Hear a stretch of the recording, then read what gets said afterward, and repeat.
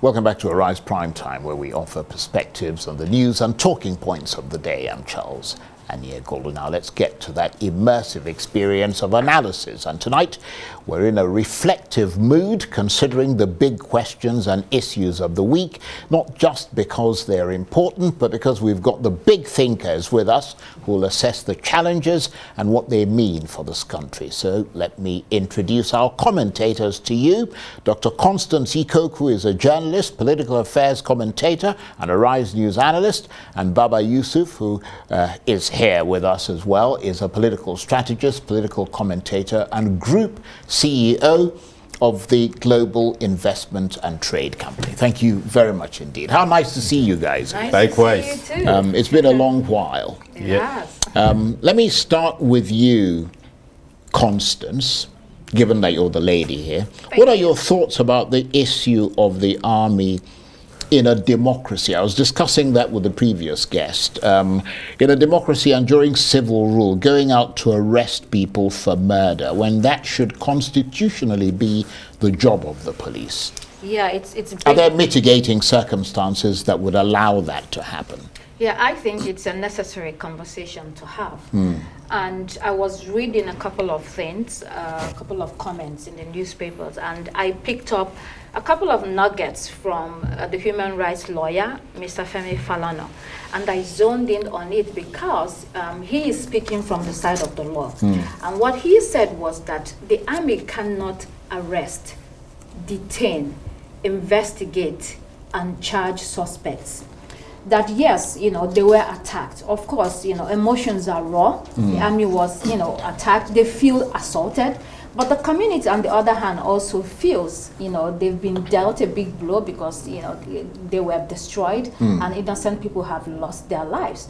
So what Femi Falana said was that whatever it is, you have to go by laws and procedures.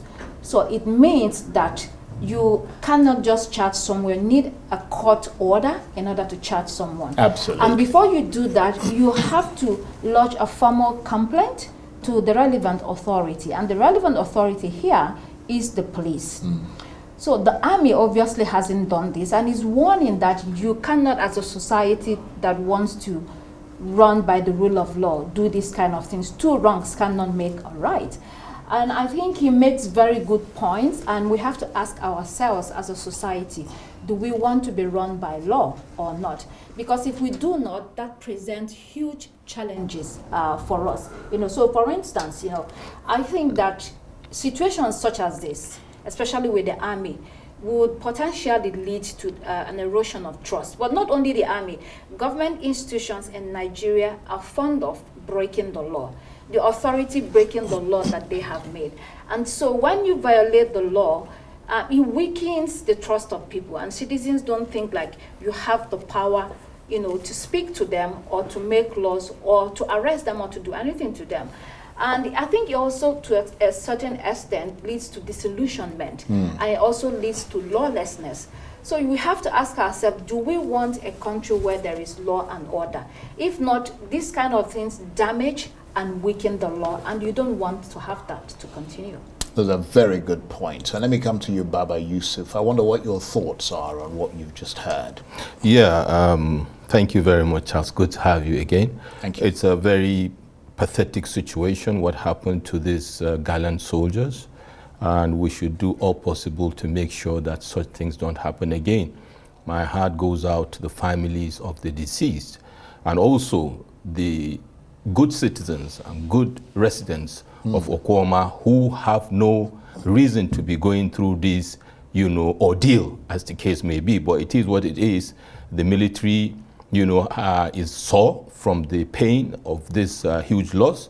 And of course, if you look at the psychological and emotional part of it, based on how it happens also, we should be worried if some people will come and massacre, butcher basically these people that are supposed to protect us and protect our territorial integrity. And obviously the way they did it. And the manner it was done odious. Will tell you clearly that citizens, ordinary citizens should not expect anything less than that if things are not, curtailed. But that being said, I want to add my voice, with regards to the point of law, but more importantly, to direct our attention to the point of process, Charles.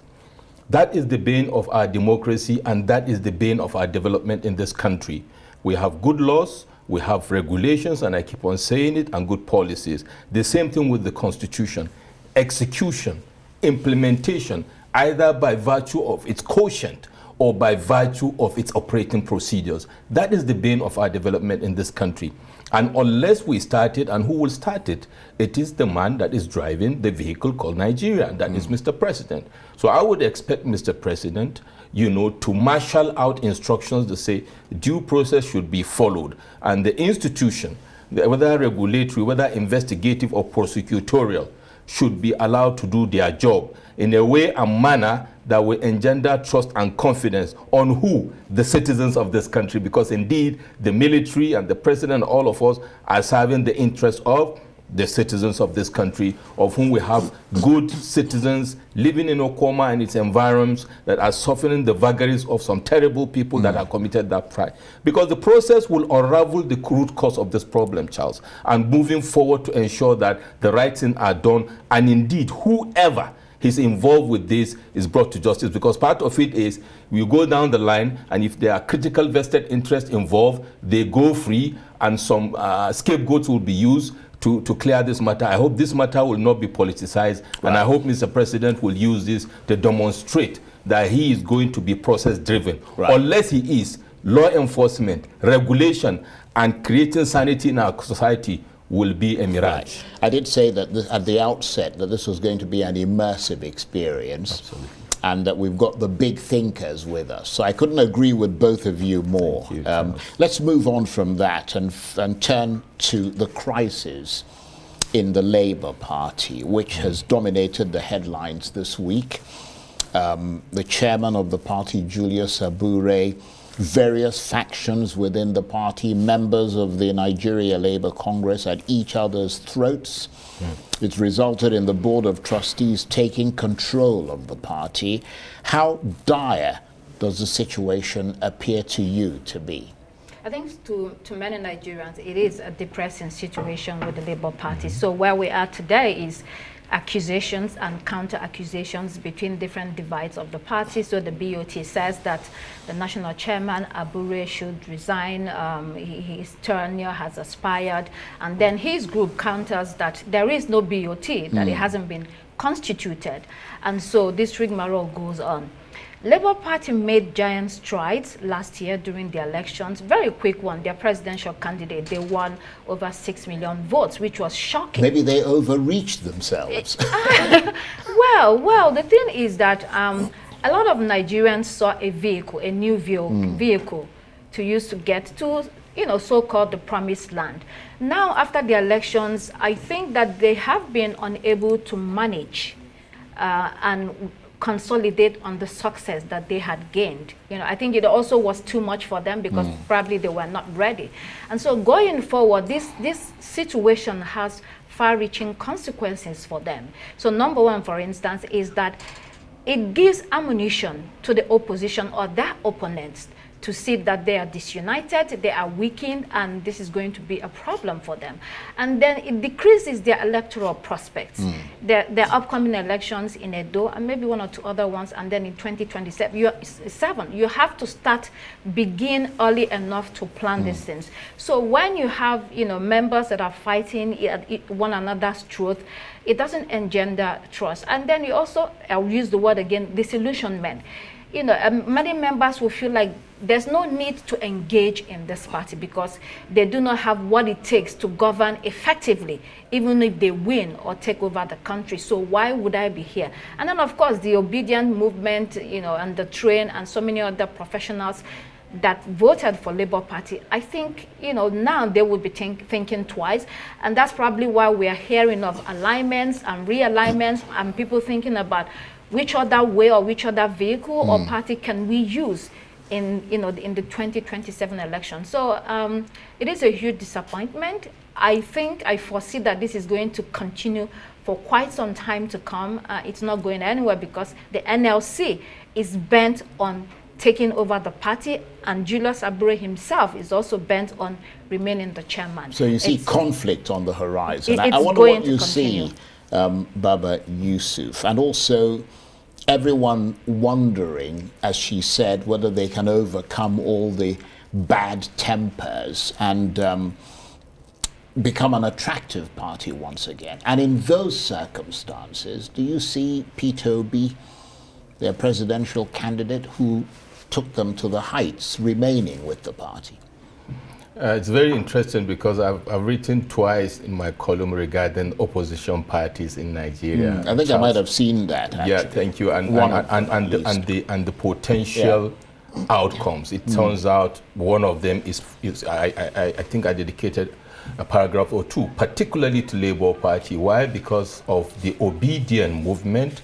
His Excellency Peter Obi able to go into that party, take that party as an SPV, special purpose vehicle, turn things around and gave the two leading candidates a run for their money because people were seeking for alternatives.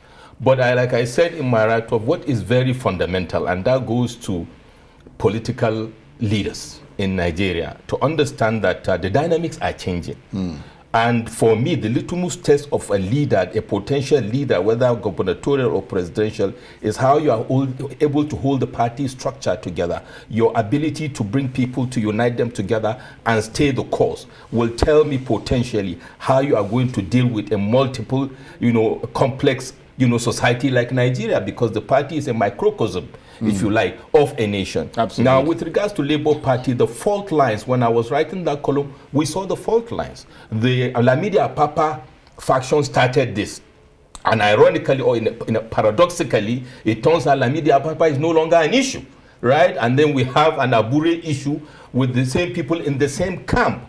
How did we allow these fault lines to become cracks and to become an imminent, obviously, meltdown of the Labour Party, I dare say? Because like you rightly said when you landed, what is the possibility of things sorted out? I don't see things sorted out because at the time when the issue started, I wanted to see the personality of His Excellency Peter Obi coming in to take position. I know he might have been doing things behind the scene, but indeed that is what should come out and take a position ab initio before the momentum becomes critical. And at that time, rein in this power block, because he, Peter Obi, personified LP at that time. And wherever he wanted to move, I dare say, that is where the party will go. But now, the way it is, I don't see cohesiveness of the party. Even if LP will remain, it will be fragmented. And for a Peter Obi, from a strategic perspective, I advise early enough for him to know that even as an independent candidate, we are not yet there to have an independent candidate as a president of this country. Therefore, the party he is going to manage from now to 2007, whether it is LP or not, is a party he needs to take serious look at and to be fully involved in the middle, Charles, not by the sidelines. If he wants to have a structure that will be enduring, that will be strong, and that will be deep, length and breadth of Nigeria, for him to have a machinery to fight a formidable force that is an incumbent, as we know. Well, I hope the Labour Party and its leadership, whichever leadership you're talking about now, are listening, because these are very interesting points. We've got about 2 minutes left, so we'll get a minute each. Let me get you to wear your economic hat. Give us your assessment of how the CBN's monetary policies, which we've seen in full cry this week, are likely to affect the economy, for better or for worse? Well, it's the second time it's raising interest rate, and the argument is that this will eventually help them to curb inflation. Well, it hasn't done so. It hasn't done the last exactly. decade, Exactly. I heard you talking about textbooks. So Nigeria is a very different economy. Is that an economy that you want to use this kind of pill to heal? A lot of people disagree and say instead, there might be a short-term gain, but instead what you're doing is that you're making borrowing much more expensive, and that is going to slow down the economy, because then if you're not getting investment or attracting investment, and then that is also affecting but of course, the jobs. if you don't tame inflation, GDP won't rise either. Exactly. So I think you have to begin to think outside the box. Cardoso and his team said they know what they are doing, and they are saying, give us time. In a couple of months, we will begin to see the results.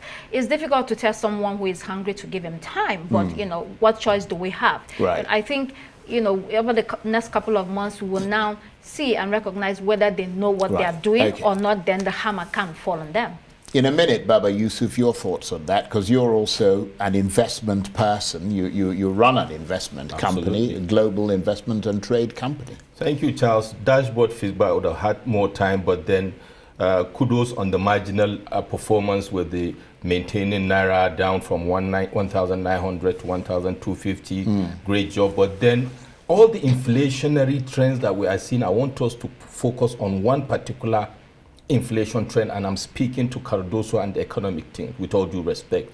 Food inflation, Charles. That's critical. That should be the critical driver of our attention, not the headline inflation, not the core inflation. It turns out the monetary aspect is what Mr. Cardoso is focusing on. And I've written on my article to say, unless there's an alignment between fiscal policy and fiscal discipline, we will not get out of this. Don't forget that we are already coming close to the rainy season. There are projections that production will be less due to climate change. We have exhausted our strategic grains reserves. The farmers are out of their farms for about 2 years due to insecurity. Disaster is looming because potentially by Q4, the production will not be enough to meet up with local demands, domestic demands. And that is in terms of, because food production drives the economy as it were in terms of food and in terms of driving the economy. So with regards to fiscal, I want to see more focus with regards to production, provide security, provide the enablement beyond the optics for people to produce, because when we have hunger issues, we will have more disastrous consequences than economy. Then the production economy. The issue of power, I don't know if you have light. In the past 1 week, things have gone worse. So I want to see consciously and deliberately, Mr. President stamping his feet with regards to power. If you don't deal with power, if you don't deal with insecurity, if you don't deal with food security, this will be optics, because in 2 months, Charles, you and I know, even with the Naira stabilization, there is what I call the middle year trigger for dollar, and that is summer. And you know that will come back and start biting us, with regards to the dollar. So that being said, we have achieved marginal, and I want to encourage the economy for doing that, but we need to focus on those three critical pillars. Otherwise, we are going to do 1 step forward and 5 steps backwards. On that note, I want to thank you very much indeed. Most illuminating experience. Thank you, Charles. Baba Yusuf is a policy strategist, political commentator, and group CEO of the Global Investment and Trade Company, and Dr. Constance Ikokwu is a journalist, political affairs commentator, and a Rise News analyst. Thank you very much indeed, and happy Easter to both of you. Happy Easter to you. That's it for this edition of Arise Prime Time. Join us again next week. From me and the entire team here in Abuja, bye-bye, and thank you for watching.